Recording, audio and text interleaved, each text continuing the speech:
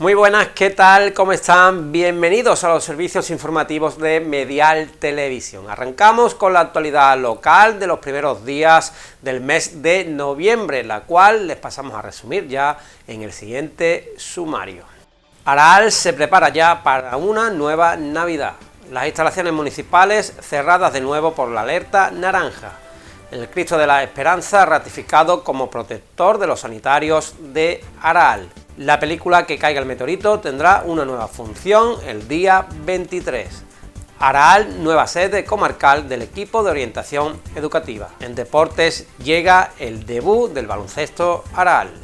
Viernes 7 de noviembre arrancamos este primer informativo del mes para abordar la información local de Aral. Entramos en la recta final del año y con la llegada del mes de noviembre ya comienza a prepararse las próximas fiestas navideñas. Operarios municipales colocan el alumbrado que dará luz y color a las calles de la localidad durante el mes de diciembre. Estas luces ya se encuentran colocadas en zonas como el centro, como la Plaza de la Corredera, Calle Duque, o este mismo jueves las colocaban en la barriada del Ruedo, entre otros lugares. También la calle Madre de Dios era hoy objeto de esta instalación de este alumbrado navideño. Y de cara a estas fiestas navideñas y especialmente al día más mágico del año, el de la cabalgata, ya se conocen las personas que encarnarán a sus majestades los Reyes Magos de Oriente 2026 el próximo 5 de enero. El delegado de festejos, Alberto San Román, realizaba el pasado lunes el sorteo en la Casa de la Cultura. Tras las personas afortunadas fueron David González García, que encarnará al Rey Melchor, y José Manuel Blanco Ramírez, que será el Rey Gaspar. Por su parte, el Rey Baltasar será José Fernández Gamero, el cual fue directamente designado por el equipo de gobierno. Además, Carmen Jiménez Crespo será la estrella de Oriente infantil y la estrella adulta, la actual reina del verdeo, Nuria Ruiz. Cambiamos de tema para volver a hablar de la meteorología. Esta semana AEMET activaba alerta naranja por lluvias para este miércoles en la campiña sevillana y en el resto de la provincia. También en las provincias de Huelva, Cádiz y zonas de Málaga. También se activó aviso amarillo por viento y por posibles tornados, aunque finalmente en Aral llovió, pero no con la intensidad esperada. Aún así, para prevenir, el consistorio aralense decidía, al igual que hiciera la semana pasada, cerrar las instalaciones municipales como la Escuela de Música y Danza, la biblioteca, el Centro Deportivo de la Venta, el pabellón, y también al mismo tiempo suspender todas las actividades tanto al aire libre como en espacios cubiertos. Medidas preventivas, por tanto, para evitar desplazamientos innecesarios y garantizar la seguridad de la ciudadanía. En educación, el equipo de orientación educativa de la comarca ya se encuentra instalado en Aral. Este martes se realizaba la sesión oficial de algunas instalaciones del espacio creativo joven por parte del ayuntamiento para este fin. Este servicio depende de la Consejería de Desarrollo Educativo y Formación Profesional de la Junta de Andalucía. Además, este ente cubre a una veintena de centros entre Aral, Paradas y Marchena, atendiendo a una población de casi las 10.000 personas entre alumnado y docentes. En él se realizarán reuniones con todos los orientadores del centro, así como el propio equipo multidisciplinar que lo conforma. Al acto asistieron representantes de todos los centros educativos de los 3 municipios, inspectores, equipo de gobierno, así como el secretario general provincial de la Delegación de Educación, el aralense Rafael Martín. Y en la tarde de este jueves, el Cristo de la Esperanza era ratificado como protector de los sanitarios de Aral. Esta proclamación tuvo lugar en una misa celebrada en la parroquia Santa María Magdalena, coincidiendo con el primer día del Triduo Extraordinario del Cristo, con motivo del año jubilar y la Santa Misión. Además, en el mismo templo se puede venerar durante toda la semana la reliquia del santo San Carlo Acutis. Según la Hermandad Sacramental de la Esperanza, organizadora del acto, ya han recibido numerosas visitas y oraciones de vecinos, destacando la presencia de jóvenes. Y en el plano cultural, este jueves se ponía también a la venta las entradas para las nuevas funciones de la película Que caiga el meteorito, de nuestro compañero Francisco Gómez. Estas se iban a poner a la venta el pasado miércoles, pero la venta tuvo que ser suspendida por el cierre de las instalaciones municipales debido a la alerta naranja. El jueves sí se pudo llevar a cabo y ya se han vendido gran parte de las entradas para las dos sesiones que en principio estaban programadas, una para las 11:30 de la mañana y otra para las 5 de la tarde. Así que, por tanto, se va a programar una nueva función más ese mismo día a las 8 de la noche. Recuerden que estas nuevas funciones y estas nuevas proyecciones serán el domingo 23 de noviembre. Y de cine pasamos a Carnaval, porque el Ayuntamiento va a poner en marcha nuevamente el taller Carnaval Arte, una actividad gratuita dirigida a jóvenes de entre 12 y 18 años. Este taller estará de nuevo dirigido por el arense José Antonio Brenes Gómez y comenzará el próximo 14 de noviembre. Aquellos amantes de estas fiestas, por tanto, y que deseen apuntarse, pueden hacerlo desde este viernes enviando un correo a la Delegación de Juventud. El taller se impartirá los viernes de 5 a 8 de la noche en el espacio joven y tendrá una capacidad máxima para 25 participantes.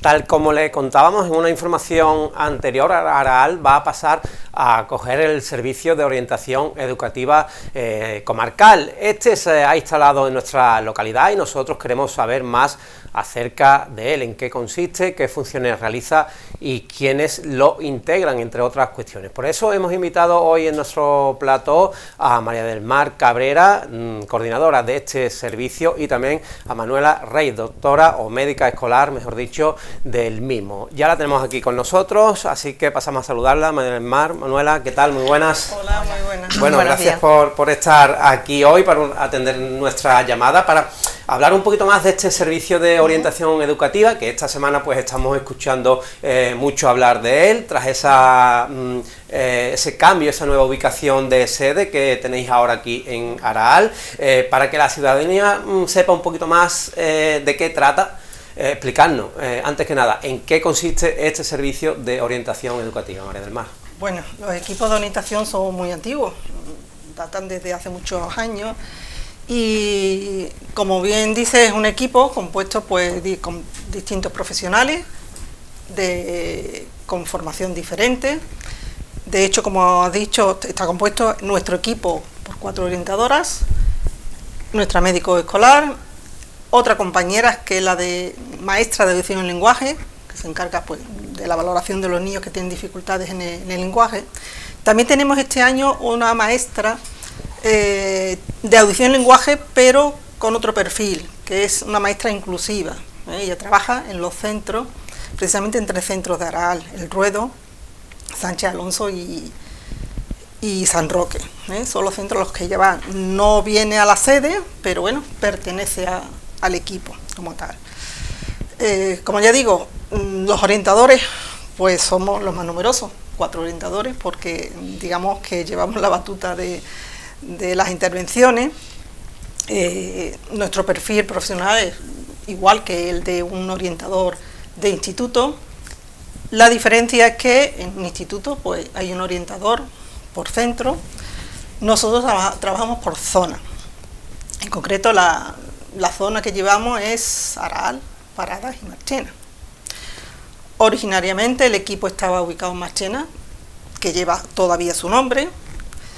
Por razones que tampoco vamos a explicar, porque tampoco estaba yo allí en ese momento, se traslada a Paradas. A Paradas estaba ubicado en el Instituto San Albino, en una dependencia. No era la más adecuada, pero cierto es que es lo que tenía y es lo que buenamente nos podían ofrecer. Y siempre pues agradecido a ese instituto, porque nos ha hecho sentir miembro del centro y siempre han tenido detalles con nosotros. Hasta que hace unos cuantos de meses, pues en una visita no programada, llegó el señor Delgado, Miguel Ángel Arau, Rafael Martín y otras personas. Llegaron allí, donde yo estaba el jueves como coordinadora, y bueno, de ahí surge, digamos, la iniciativa por parte de Rafael Martín de buscar otro sitio más acondicionado, ¿no? Y él pues realiza las gestiones pertinentes para que nos pudiéramos venir aquí a él, por supuesto con el apoyo del ayuntamiento, ¿no?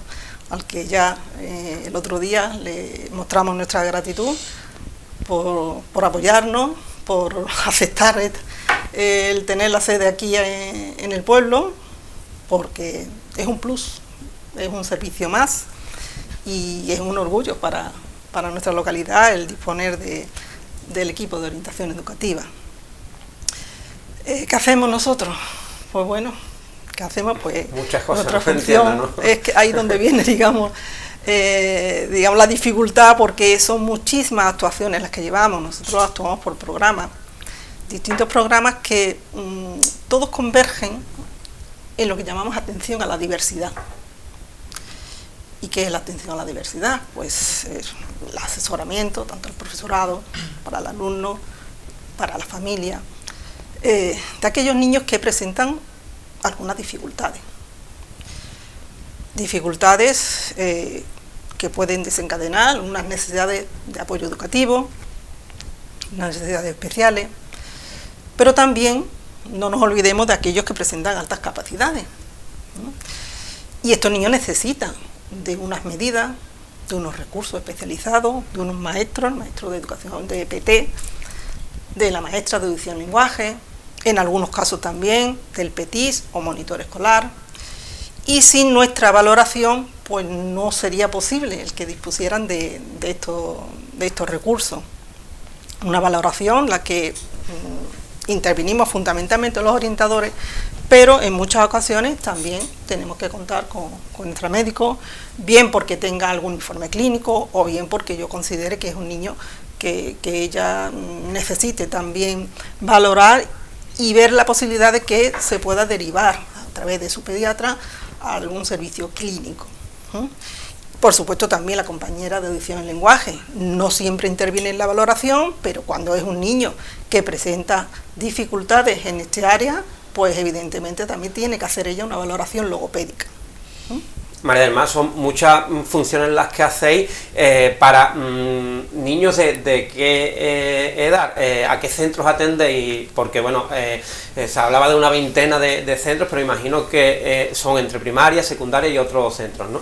Efectivamente, atendemos fundamentalmente los centros de primaria, que son 9 en total, 4 de Aquidaral, 1 de Paradas y 4 de Marchena. Esos son centros públicos y ahí donde tenemos nuestro horario sistemático de atención. Vamos entre lo mínimo un día, lo máximo son 2 días y otras actuaciones que son más puntuales, que también vamos a los centros. También hacemos otras actuaciones de manera puntual en los institutos, porque hay gestiones que los orientadores de institutos, aun teniendo la misma formación, pues no están habilitados para hacerlo, ¿no? Entonces tenemos que intervenir nosotros. Las escuelas infantiles, pues también tenemos que actuar, incluso si nos llega alguna demanda del centro de adultos, ¿no? Eso, digamos, son los centros a los que... Hasta donde llegáis, ¿no? Pues como vemos muchas funciones, Manuela, tú venías hoy mismo de atender a familias, ¿no? De tener citas. Vosotros que estáis diariamente en vuestro día a día, pues con el trato con los alumnos, con los centros, con los docentes, con la familia, ¿qué principales barreras, qué principales problemas o dificultades? Tú hablabas, María del Mar, de niños con necesidades especiales, también para los de alta cualificación. ¿Cuáles son las principales dificultades que tenéis que abordar día a día? Bueno, hoy tenemos muchos retos que abordar dentro de otros ámbitos de que hablaba de esa atención a la diversidad, la función tutorial, los retos de la convivencia escolar, que es verdad que los centros tienen su plan de convivencia, también tienen muchas actuaciones en referencia a la educación emocional, que tanto hace falta hoy día. Entre las barreras que tenemos, pues de disponer de más tiempo para atender a la familia. A veces es duro, ¿no? Comunicar a una familia, pues que su hija pues tiene una necesidad y que requiere unas intervenciones o que requiere de un informe clínico. No siempre es aceptado por la familia y lo entendemos porque empatizamos con estas situaciones. Esa es una de nuestras barreras. Otra de las barreras es la sociedad en la que vivimos. El uso de pantallas en los niños, eso se nota muchísimo. Muchísimo, tanto que a veces cuando hablas con un niño, que siempre mantenemos contacto, no solamente aplicación de prueba, y le preguntamos, pues, ¿qué juguetes tiene? Y le cuesta decir qué juguete tiene. Tengo yo que recordarle si tiene una pelota, si tiene un camión, si tiene una muñeca. Le cuesta, pero le preguntas por el móvil de papá y de mamá. Y sabe cuál es perfectamente. Y sabe perfectamente responder que sí, que lo coge, que juega, que ve los dibujitos, que no sé qué. Entonces ese uso de pantalla está haciendo muchísimo daño. Y creemos que muchas veces en el censo de alumnado tenemos un número importante de niños que llamamos TDAH o con déficit de atención. Algunos de ellos requiere de una derivación a los servicios clínicos. Muchos de ellos no lo hacemos, ¿por qué? Pues porque consideramos que con la medida es suficiente. Pero muchos de ellos también porque solamente encajan, digamos, dentro de este perfil, aunque cumplen los criterios, pero hay algo ahí que nos falla, ¿no? Es como esa pieza del puzzle que no encaja y creemos que detrás de eso pues está, por ejemplo, puede haber más cosas, pero puede estar ese uso abusivo de las pantallas que está haciendo un daño tremendo en nuestros alumnados, niños que vienen cansados al colegio, no sabemos a qué hora se acuestan. Manuela, que es nuestra médico, que se incorporó el año pasado, ella viene del mundo de la salud y además es psiquiatra, ilustra mejor cómo afecta estas pantallas al cerebro de los chiquillos, ¿no?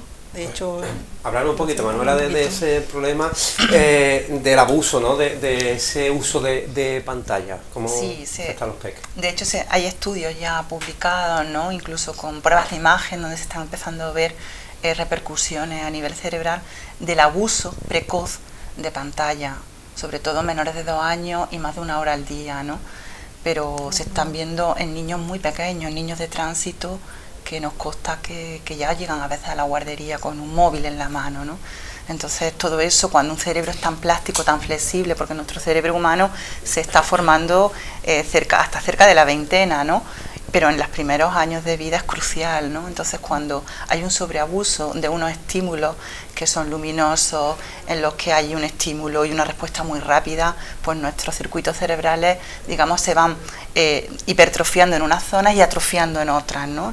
No se desarrollan las habilidades sociales, el lenguaje, todas aquellas competencias que requieren pues la socialización y el encuentro con otros, y se hipertrofia pues unas partes, estoy hablando de manera muy burda, donde se utiliza lo que es el estímulo visual, la rapidez en la respuesta, que eso también tiene que ver mucho, bueno, pues con esos niños a veces más impulsivos, esos niños impacientes, esos niños que les cuesta mantener la atención, porque donde requiere a lo mejor un esfuerzo más continuado y no hay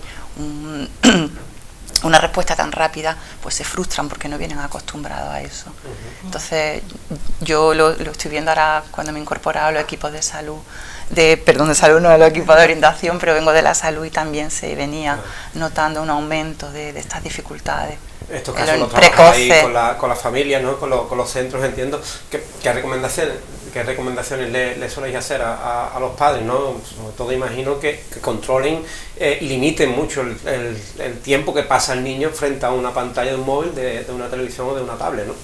Exactamente. Mira, y fíjate, me dices televisión y yo ya, que hace muchos años hablaba que la televisión no es la niñera pues yo prefiero ahora que un niño vea unos dibujos animados, que lo vea en la tele, en una pantalla por lo menos grande, y no en un móvil ahí tan pequeño, porque ya solamente la inmadurez que tiene a nivel visual, estamos hablando de niños muy pequeños, ¿no?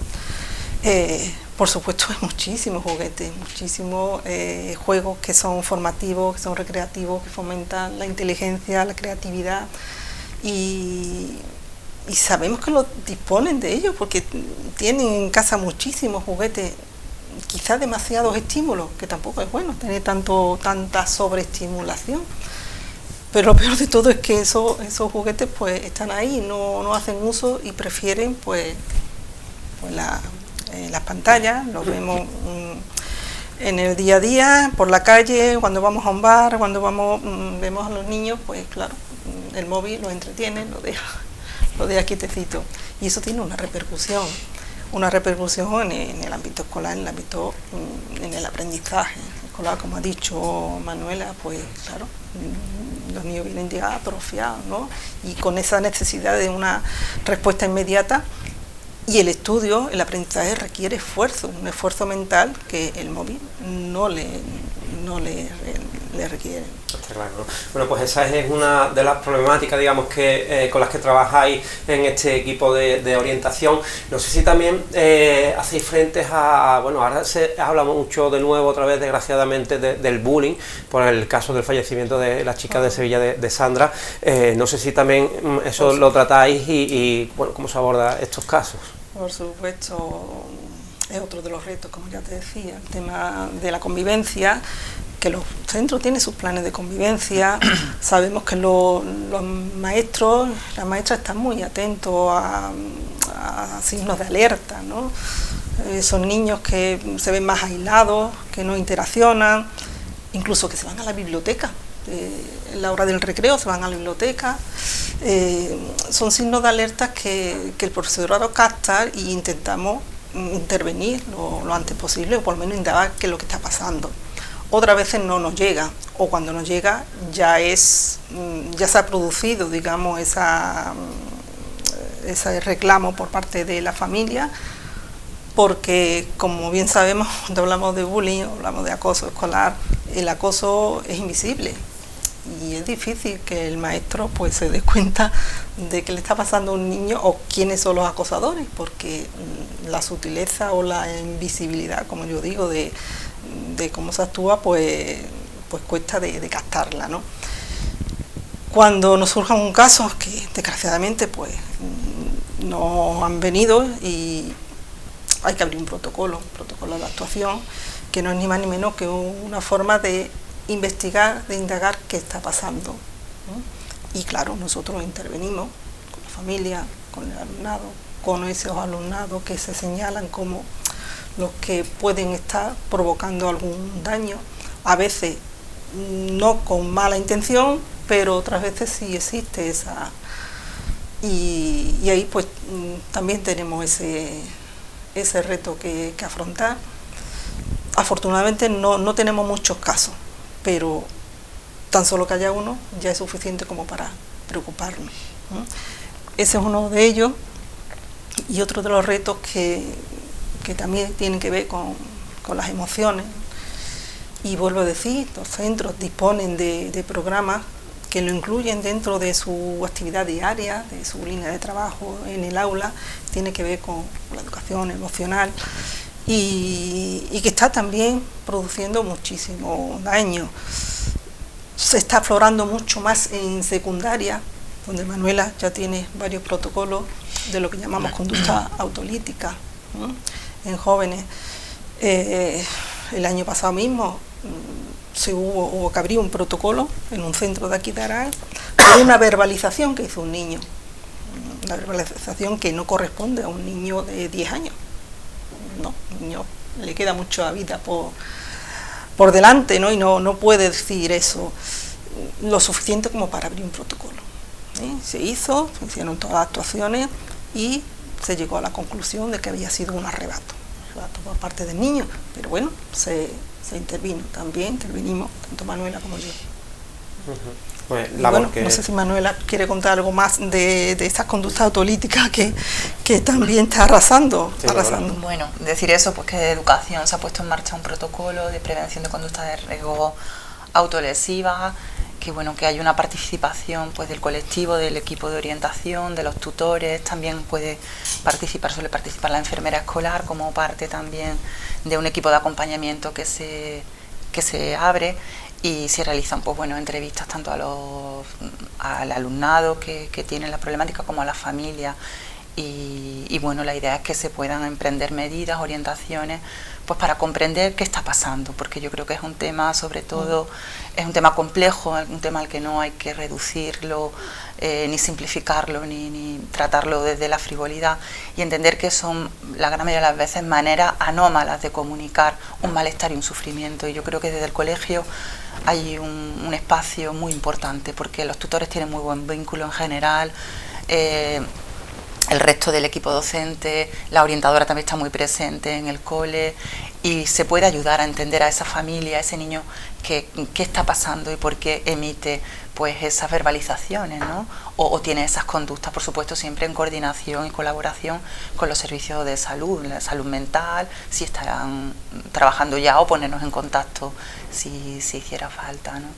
Pero esclarecer y comprender qué está pasando y qué ocurre, sí. Verlo como un elemento de un pico de un iceberg, no quedarnos solo en la conducta, sino indagar, que es lo más importante para poder poner soluciones y orientar al respecto. A este tema tan serio, ¿no? Y delicado, ¿no? Es un tema muy complejo. Pues temas que abordáis desde este servicio, que como decíamos se ha instalado en Aral, de este equipo interdisciplinar. Hablabas tú, María del Mar, de 4 orientadoras, está también la médico, y también entiendo que más profesionales. No sé si en total cuántos sois. Somos 7 en total, o sea, somos 6 que son los que vamos, digamos, a la sede, y la compañera que, como decía, la de educación en lenguaje, que pertenece al equipo, pero ella trabaja en 3 colegios de aquí de Aral. Vale, pues un total de 7 profesionales, que ahora, ¿cómo se van a organizar? Desde la sede de Aral, reuniones desde aquí, desde nuestra localidad. También se va a atender a familias en ese centro, o la atención a las familias son en los centros educativos. Mira. Y en cualquier caso, alguna familia que detecte que necesite de vuestra ayuda, ¿cómo puede hacerlo? ¿Cuáles son los pasos a seguir? ¿Cuál es el procedimiento? ¿Contactar primero con el centro, ir directamente a vosotras? Verá, para todo existe un protocolo de actuación. Verán, nosotros tenemos nuestra agenda. De hecho, Manuela pues tenía ya una mamá citada, que la ha citado ya. Y bueno, los padres no pueden llegar a un centro, a no ser que sea alguna urgencia que él considere importante, pero cuando se requiere de una valoración de un niño, se activa un protocolo, lo llamamos un cronograma de actuaciones previas, porque a veces esa dificultad que tiene el niño, con unas medidas anteriores, no hace falta llegar a una valoración psicopedagógica. Incluso a veces pues te hablan de niños, vuelvo a insistir el tema de los niños TDAH, que su rendimiento escolar es bueno, lo único que tiene pues un comportamiento en la clase que preocupa, ¿no? Y entonces se dan orientaciones a la maestra, se cita a la familia, y no hace falta una valoración psicopedagógica. No sé si respondo a tu pregunta, lo sí, que sí. Me has dicho. Eso en cuanto respecto a la médico, pues los centros tienen ya recogido, yo lo puedo decir, niños que ya llevan un programa específico, que es el de enfermedades crónicas. Entonces los centros tienen recogido a aquellos niños que tienen alguna diabetes, o niños que le dan convulsiones, y en ese programa pues hace falta que los centros, yo creo que Manuel lo tiene que explicar mejor, los centros que tienen catalogado qué niños son, pues todo el profesorado, no solamente el tutor, debe saber dónde tiene ese niño la medicación, por si en un momento dado tiene un pico de hipoglucemia o de cualquier otro. Claro, el alumnado con patología crónica pues también necesita una intervención de cara a favorecer la integración y el rendimiento escolar. Entonces cualquier niño que presente algún problema de salud pues lleva al centro un informe médico, y desde el centro se ponen en contacto conmigo y damos las orientaciones oportunas para que ese niño tenga la mejor integración, la mejor adaptación y acople al entorno educativo. Y hay niños en concreto, como decía mi compañera María del Mar, que necesitan medicación en caso solo de ciertas urgencias, como puede ser una crisis convulsiva, un niño diabético que presente una hipoglucemia.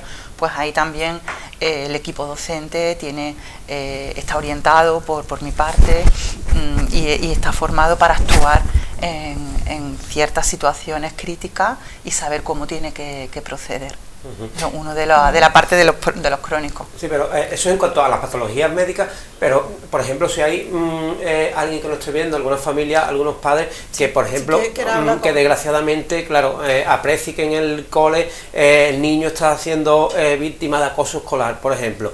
¿Cuál es el protocolo, el procedimiento? Primero en contacto con el centro, con la agresión. Exactamente, siempre el contacto, incluso cuando me preguntabas antes si quiere hablar conmigo por alguna cuestión, hay muchísimas, desde cuestiones de duelo, le ha fallecido su abuelo o su abuela con la que teníamos un vínculo afectivo fuerte, pues habla con la tutora o incluso con el director. Entonces pues buscamos un momento pues para atenderlo y darle una serie de orientaciones, ¿no? Siempre intentamos que sea con cita porque es que nuestra agenda la tenemos cubierta. Yo cuando llego veo todo lo que tengo que hacer, ¿no? Y preguntabas, aparte de ese protocolo, que me preguntaban más, que ya me perdí. Sí, el tema de la organización del servicio ahora aquí en Aral, va a establecer reuniones entre el equipo. Verán, nosotros como equipo tenemos un día de sede que es el martes, pero también intervenimos los centros, ¿no? Tenemos 2 horas y media que no solamente es reunión, archiva documentos y muchas gestiones. Luego intervenimos los centros. Ahí donde tenemos nuestro, digamos, punto de encuentro. Luego también la sede será otro punto de encuentro pues para las reuniones que tenemos de coordinación, tanto con los CAI, Centro de Atención Temprana, que ya mismo comenzamos las reuniones de seguimiento de los niños. Más adelante, en el periodo de la escolarización, que será marzo y abril, pues tenemos que vernos porque tenemos que ir a la guardería y ver qué niños son. Hay que hacer una valoración para que cuando llegue septiembre tengan los recursos y por supuesto también será el punto de reunión con los institutos, con los orientadores de institutos, que tenemos un programa de coordinación en el que se abarca no solamente el tránsito de los alumnos que pasan de primaria a secundaria, sino también abordamos otras temáticas.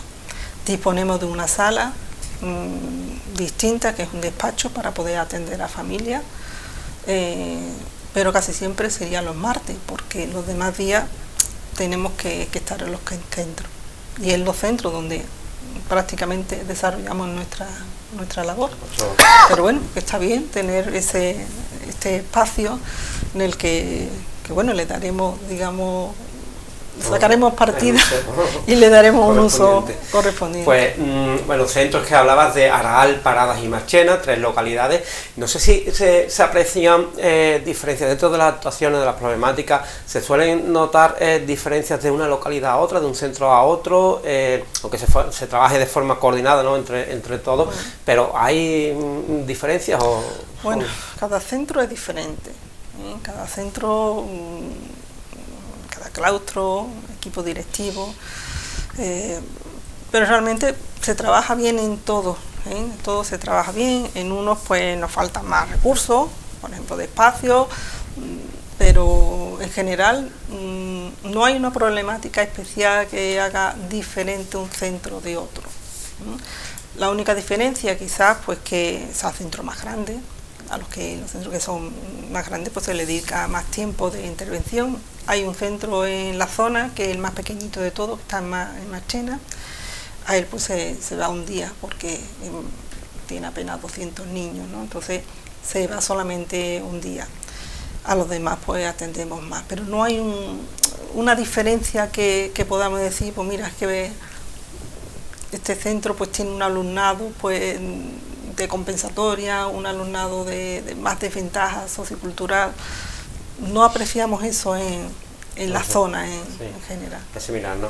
Bueno, pues Manuela, no sé si queréis añadir algo más de este servicio que desempeñáis, de esta labor tan importante en los centros y bueno, para las familias y para nuestros alumnos. Es el momento. Tú hablabas, María del Mar, que se requieren de recursos, ¿no? Y también de mucho tiempo, porque bueno, abarcáis entre alumnado y docente, creo que anda la cifra entre cerca de las 10.000 personas a las que llegáis, por lo tanto el volumen de personas a las que podéis atender es grande. Pues, en fin, los equipos de orientación es verdad que ya ha habido una mejora y yo estoy convencida de que va a seguir mejorando, ¿no? El tema de la continuidad de los centros viene a suplir el hecho de que no podamos estar todos los días en un colegio, como ocurre en secundaria, pero ya digo, cuando se llevan varios años en un centro, pues ya te ponen en cara, te conocen, porque tenemos reuniones con las familias, reuniones colectivas, conoces al alumnado, conoces al hermano, conoces al equipo, los equipos docentes, has creado una línea de trabajo y esa continuidad, pues digamos, viene a suplir un poco el hecho del que no podamos estar pues todos los días en los centros. Añadir, pues habría mucho que añadir, Alejandro, muchísimas cosas, porque son muchas actuaciones que es difícil resumir aquí. Ahora recientemente hemos terminado pues lo que son las becas de los alumnos con necesidades especiales, que también nosotros tenemos que acreditar, tenemos que cumplimentarlas, y eso lleva su tiempo.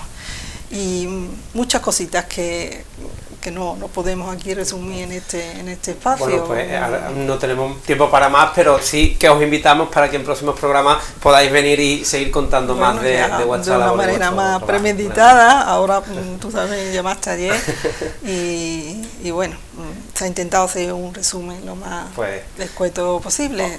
Reitero, pues otra vez, pues mi alegría por tener en mi localidad, porque esta es mi localidad, mi pueblo, pues tener el equipo de orientación educativa, que se va a llamar equipo de orientación educativa de Aral. Ya llegaremos ahí. Muy bien, pues os lo agradecemos mucho que hayáis estado aquí dando a conocer a la ciudadanía un poquito más sobre este servicio tan importante para nuestra comunidad educativa, y lo dicho, os invitamos para que en próximos programas os emplazamos a que vengáis y podáis seguir contando más cositas de este trabajo tan importante. Manuela, muchas gracias. Y que vaya bien este curso. Gracias. Bueno, pues despedimos a nuestras invitadas y ahora nosotros nos metemos como siempre en el mundo del deporte.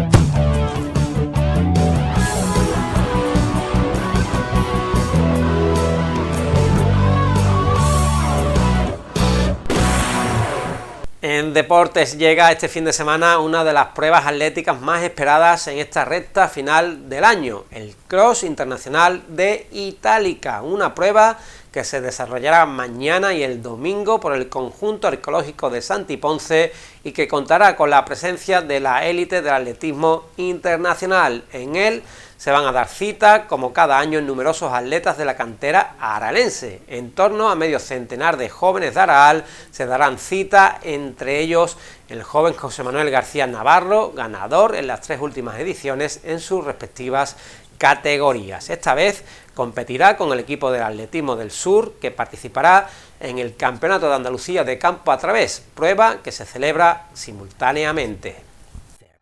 A nivel de equipos, este fin de semana hay que añadir el debut de una nueva entidad más a la competición oficial. Tal como les hemos contado esta semana en Graderío Sur, este sábado se va a producir el regreso del baloncesto aralense tras varias temporadas sin equipo. El Aral Básquet, de la mano de Álvaro López, jugará la primera jornada de su nueva etapa. Será en el Polideportivo Jesús González de Alcalá del Valle, este sábado a las 5 de la tarde ante Puerto Serrano. Los blanquiazules esperan empezar con buen pie esta nueva andadura deportiva. Y en cuanto al resto de equipos seniors, el Club Deportivo Aral Balompié visita la casa del Torreblanca, rival con un punto menos que los blanquiazules. Tras su última victoria en casa ante Osuna, los de David Jiménez están en mitad de la tabla, octavos, con un total de 12 puntos. El encuentro será el domingo a las 12 del mediodía.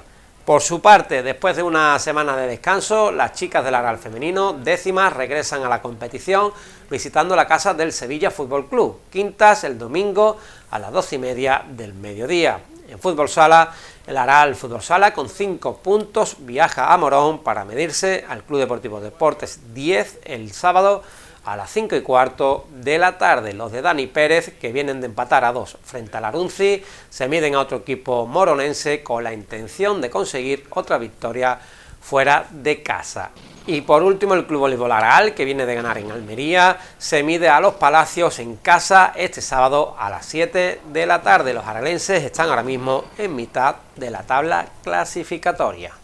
Hasta aquí nuestro informativo de hoy. Nosotros volvemos la próxima semana, como siempre, con más información de Aral. Disfruten del fin de semana. Nada más. Muchas gracias por su atención.